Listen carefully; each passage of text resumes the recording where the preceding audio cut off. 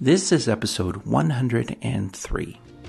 We welcome you to the ADHD Smarter Parenting Podcast. Here to heal and elevate lives is your parenting coach, Siopi Kinikini. Hello, my friends. How are you? I hope you're doing well. Welcome. It's another day. It's another beautiful day. And there's so much that I want to talk with you about. So thank you for joining me wherever you may be. Now, today, we are going to continue our conversation from last week. So if you haven't listened to the podcast from last week, I highly recommend you jump back, take a listen.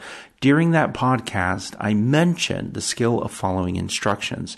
This week, we're going to go more in depth. I'm going to give you, as parents, concrete ways that you can teach this skill and ways that this skill can be beneficial to you as parents if you expand your ability to use these skills outside of the home as well. We're going to talk about being able to generalize these skills to everyday occurrences. And by being able to do this, your children are going to understand why these skills are so essential and so important for success. Now, let's talk about following instructions, which are your ability to receive information, to follow through with it, and to come back and report. It's important for you as a parent to know the value of following instructions. In fact, if you were to ask any boss or supervisor out there who's working with a team, that's the one thing they hope all team members can do, is the simple thing of following instructions. People who do not learn this skill early in their life tend to struggle quite a bit. And so with children who have ADHD, who cannot focus, teaching them the skill is going to be essential for their success. Now, it's essential for the success of anyone, adult or child, to be able to follow instructions. And there are a lot of different areas that we do this in. Now, I'm going to introduce you to a family by the name of Patrick, Stephanie, and their 14-year-old son, Mason. We're going to talk about how they have used the skill of following instructions in their home, but also generalized it to other areas, which allowed Mason to understand the importance of following instructions. Now, the first thing I do want to point out is that following instructions is everywhere. The examples of following instructions, there are just so many out in the world that you really can bring up the conversation of talking about following instructions in anything around you. On a daily basis, you could be talking about situations where following instructions would be beneficial. Before we talk about Patrick and Stephanie, I want to go over the steps to following instructions because I want to be sure that you understand them. And then I want to share with you an experience that I had, which I thought was fascinating. Here are the steps. The first step is to get the child's attention. The second one is to give a simple, clear, descriptive instruction. The third step is to say okay and then follow that instruction. And then the fourth step is the child returns to the parent and reports when it is finished. Those are it. That's all you have to teach your children.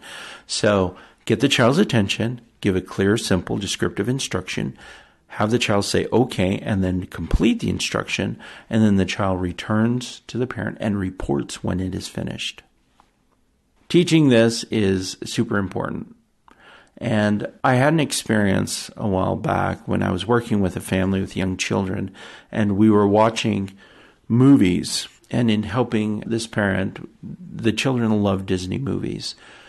So while we were watching the movie of The Little Mermaid, because that was a favorite, we talked about Ariel specifically. Now, when I was younger and I watched The Little Mermaid, I was young, and I watched the movie and I loved it. I thought the movie was really great. And I related to the teenager. I related to Ariel. I thought, wow, yeah, I can understand where Ariel's coming from. Now, as an adult, I can relate more to King Triton as a parent, right? And King Triton gave some very specific instructions to his daughter, which was to not go above, not associate with people who may possibly harm her, because there has been a long history of people above the water harming those in the sea. And so King Triton had reason for his concern, and that's why he gave the instructions that he did. Now, in my watching this with this family, I realized that King Triton went about this in a negative way. King Triton was upset, and he was angry during his discussion with Ariel, and that's a lesson that we can learn as parents. do not communicate these things when you're angry or upset. So he went in, he destroyed everything Ariel had collected, and he left, and there was a sign of regret, but he didn't go back to fix it. He just felt regret and continued on his way. Ariel, of course, disobeyed her father and continued on her merry way and had the story. Now, while I was watching it with his family, we were evaluating Ariel and her choices, and I brought up this idea to the parents of talking about what would have happened if Ariel followed the instructions of her father, right? And asking the children, okay, he's given some instructions, what would have happened? Now, obviously, it would have been a shorter movie because movies are dramatic. And when I was talking to the parents about this, I said, yeah, it's great to watch a movie with drama, but we don't want drama in our homes. We want our homes to be drama-free, right? So having discussions about following instructions is important. You can use movies. So for that week, we talked about The Little Mermaid. The next week, we talked about a different movie, and we talked about The Lion King. Now, I love The Lion King, and in fact, if I'm going to recommend that you use any movie to talk to your kids about following instructions, it would be The Lion King. So we have Mufasa, who's this caring, loving father, and he tells his son Simba that everything the light touches belongs to Simba. It's part of their kingdom. And Simba points out, well, what about that area over there? It's the Shadowlands. And Mufasa says, you are never to go there. Don't go there. And Simba, in his being a child and being adventurous and wanting to do things on his own, sneaks over there, right? Because he's thinking, hey, I'm going to be king. I can do what I want, and I'm just going to go over there. So he didn't follow his father's instructions. What happened was he ended up meeting the hyenas, and he almost died. Not only him, but a friend of his almost died. Luckily, Mufasa jumps in, saves the day, and they're walking back. Now, here's where Mufasa does everything right. Mufasa is walking back with his son Simba, with Simba's friend Nala, and with Zazu, the bird. Mufasa tells Zazu to take Nala home. He says, Zazu, take Nala home. And then he says something absolutely perfect. He says, I need to teach my son a lesson. Now, if you notice that, it wasn't, I'm going to punish my son, I'm going to yell at my son, I'm going to throw a fit, I'm going to lecture my son. Mufasa says, I need to teach my son a lesson. If you've heard anything from me during these podcasts, our whole goal is to help you as parents teach to your children, right? Teach them, guide them, help them along the way. That's our whole goal, is to create an environment in your home where you can teach to your children so they can learn these things and so they can be safe. Now, The Lion King is a perfect example. So when I was working with this same family, I asked them, now let's take a look and let's see how The Lion King fares up with Simba following instructions. What would happen if Simba followed the instructions of his parents all the time and not outside influences, even the uncle? I mean, Scar was awful, right? And what was interesting was to notice the conversation happening about the importance of following instructions with this children, with this family. This opened up a whole other area for them as a family to explore following instructions that didn't get them in the area of, you need to follow my instructions in our home, blah, blah, blah, blah, blah, blah, which caused tension. Instead, they were looking at it from a different generalized perspective, which allowed conversation to occur and which allowed parents to introduce the skill of following instructions and teach their children how they should follow instructions. So after we had these conversations with these children, these parents were able to teach the steps and then teach their children how to do it. And the children were less resistant towards following the instructions of their parents. It was fascinating. Now, I wanted to talk to you about a specific family that use following instructions in a very creative way. I'm hoping that you as parents are going to be able to generalize this skill in your everyday lives. I want you to look around in your lives on when someone has to follow instructions and then the consequences of not following those instructions. So let me introduce you to Patrick and his wife, Stephanie, and their son, Mason, who's 14 years old. Now, Patrick is a stepfather. So this is a blended family. And Mason, as a 14-year-old, did not like Patrick. Didn't want Patrick to tell him what to do. Just did not want to follow any of the instructions Patrick was giving. Now, Patrick and Stephanie had talked about their marriage and then blending their families, and they both agreed that if either one of them gave instructions, that the children would have to obey. And they struggled with Mason in particular, because Mason kept saying things like, "You're not my dad, you don't know me, how dare you step in here and tell me what to do." Every family is different. Now, do I recommend that this is the approach for every family that's blended?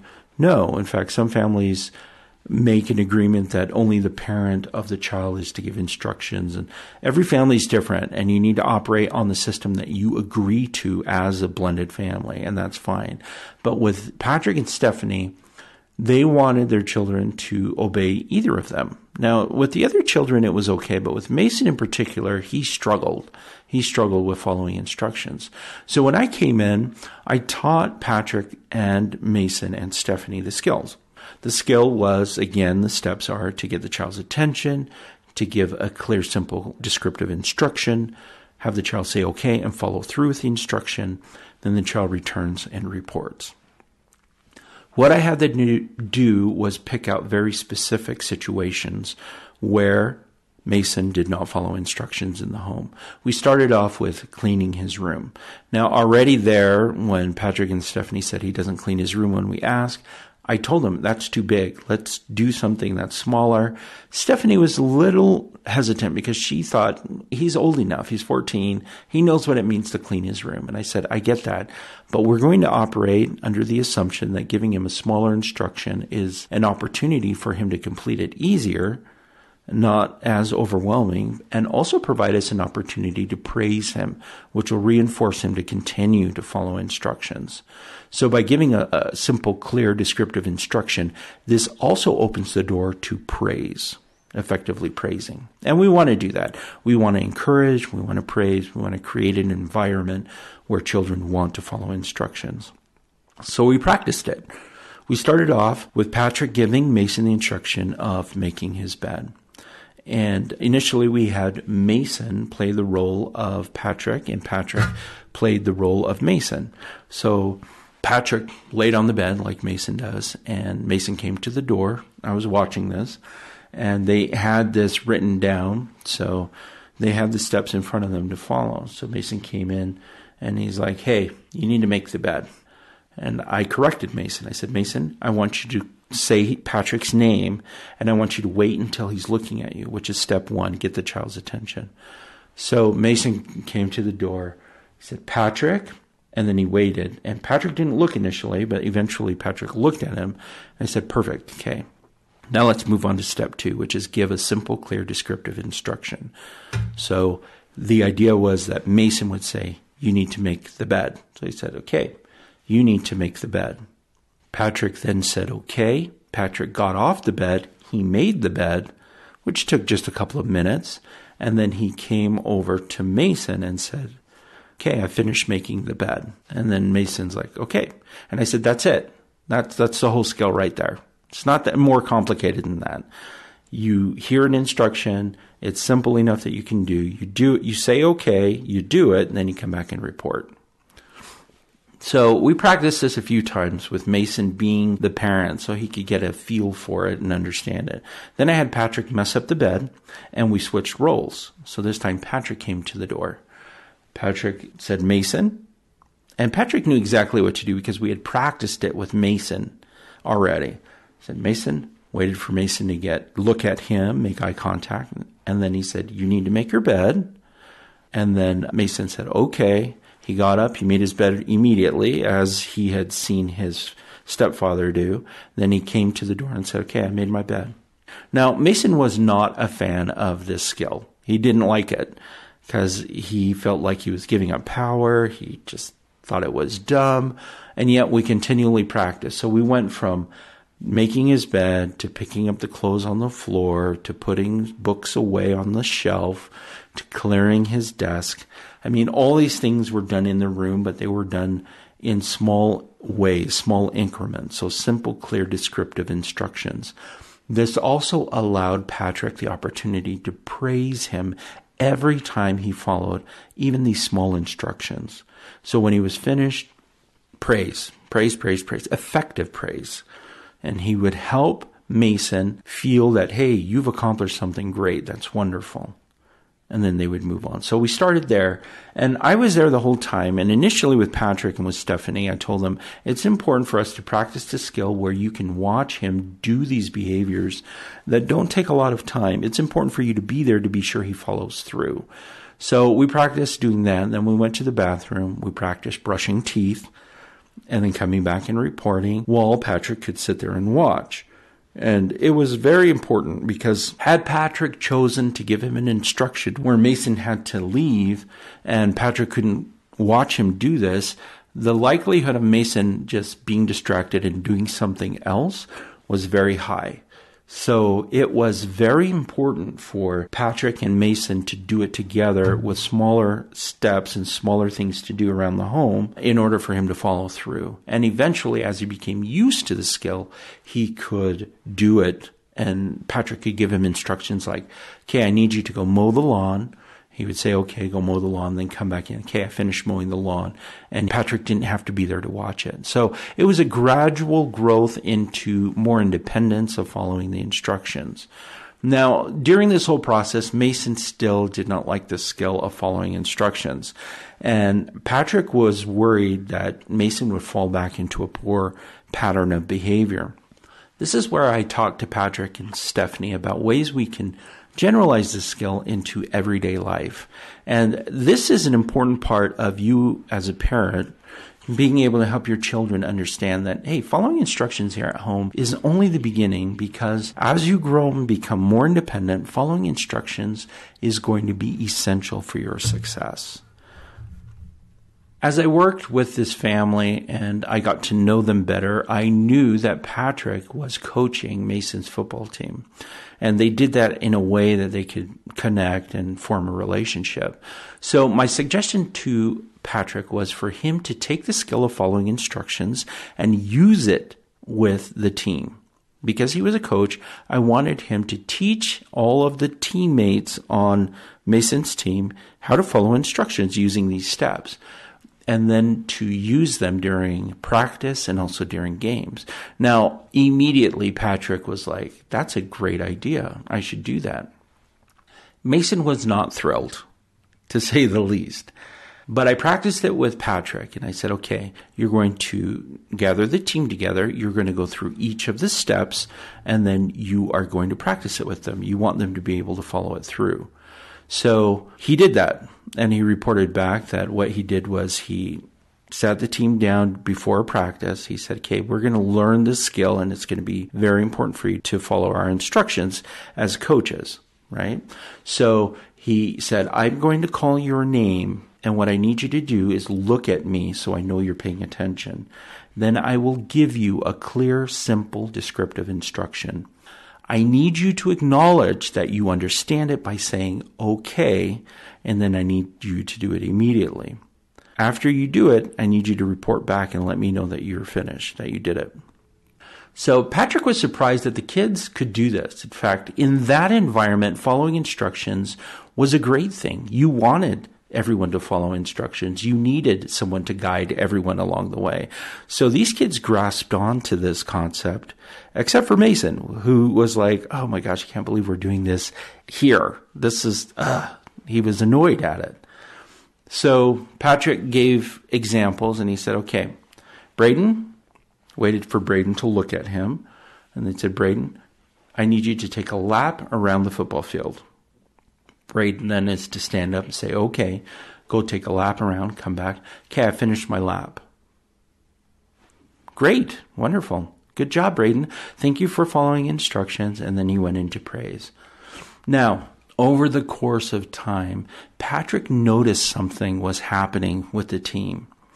When he was able to use this skill, he was less frustrated. He was able to help the team be more successful, and he felt more confident in his ability to bond with the players and for the players to bond with each other.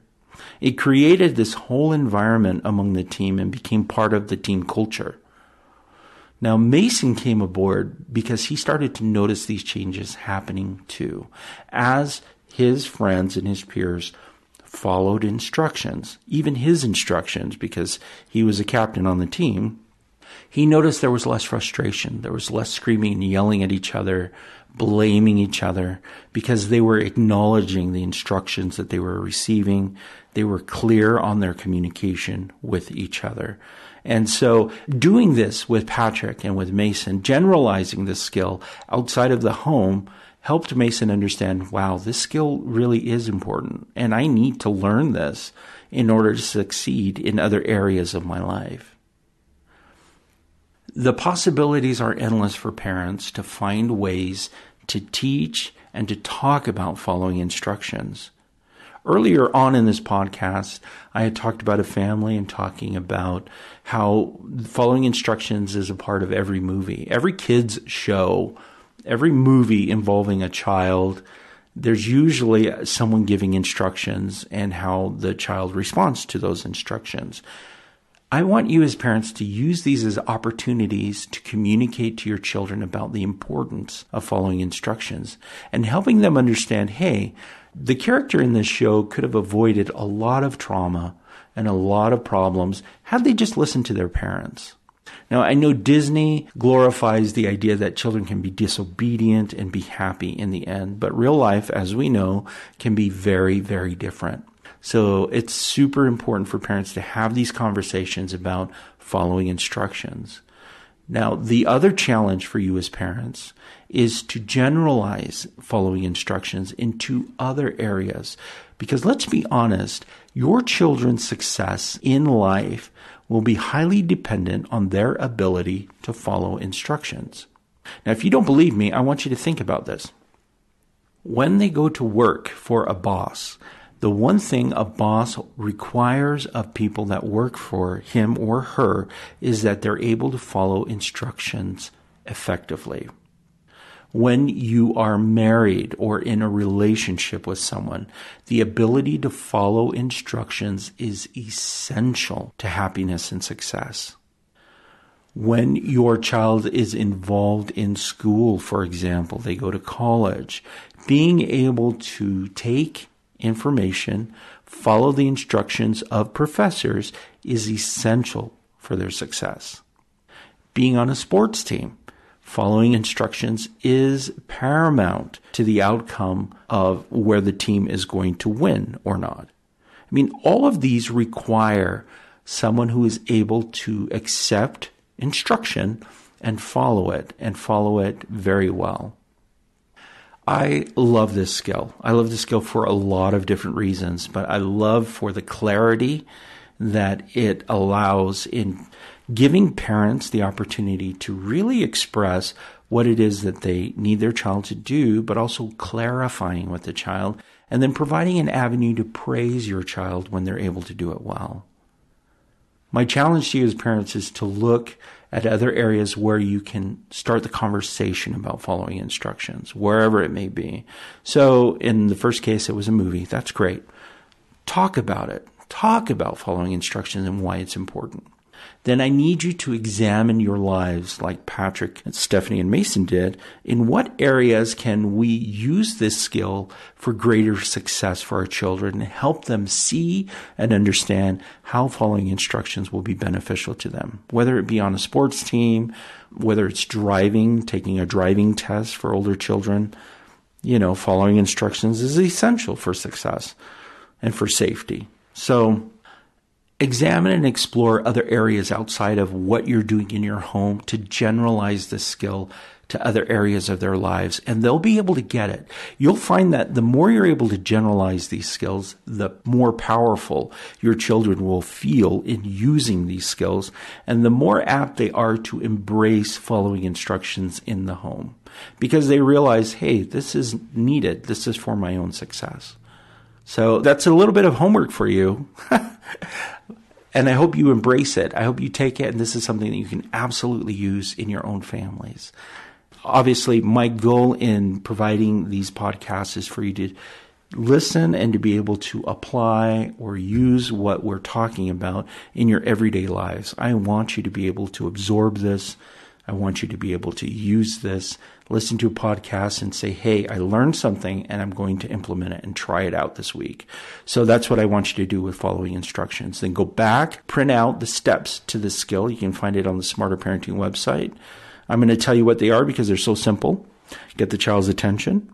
Number 2 is to give a simple, clear, descriptive instruction. Number 3 is the child says okay and then follows the instruction. And then 4, the child returns and reports. It's super important that the child returns and reports when they are finished. So those are the 4 steps. But print out the steps and use them. Teach them to your children. Role play these steps. You're going to find greater peace and happiness in your home with your children and in their self-esteem. They're going to be able to do quite a bit being able to follow instructions. Now, if you are interested in receiving coaching to help you apply these skills, the skills that we teach from the teaching family model into your own home and with your children, coaching is available. You can find that information on the Smarter Parenting website under the coaching tab. Now, it's under the coaching club membership under Gold and Platinum. Feel free to jump over to the website, sign up for coaching if you need that extra push, that extra assistance in applying this with you and your kids. That's it for me with following instructions. Tune in next week because we're going to be talking about some really great stuff. I will see you later. Have a good day. All right. Bye-bye.